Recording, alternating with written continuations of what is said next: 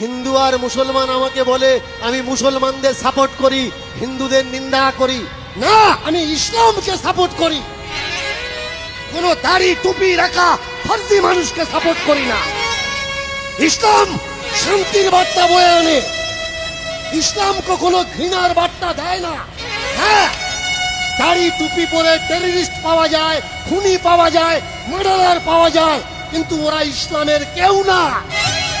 শুনে রাখুন, ইসলামের হাদিস বড় শক্ত নিয়ম। ইসলাম কখনো কাউকে শেখায় না কোনো মানুষের মনে ব্যথা দাও। তবে শুনে রাখবেন, দাড়ি টুপি রাখলেই যে তারা মুসলমান না, ও কটা মোল্লা, ও কটা মুসলমান নয়। রোজা করছো, নামাজ পড়ছো, তুমি মোল্লা হতে পারো, মুসলমান নয়।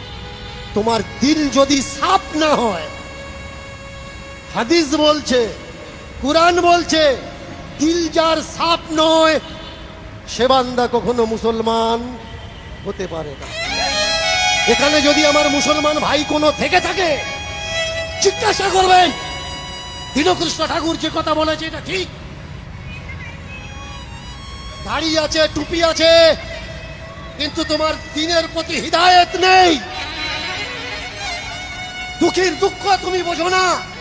তোমার টাকা আছে, তুমি হজে যাচ্ছ, কিন্তু তোমার গ্রামের মানুষ খেতে পায় না। তুমি মুসলমান নয়। তুমি মোল্লা হতে পারো, কিন্তু তুমি মুসলমান নয়।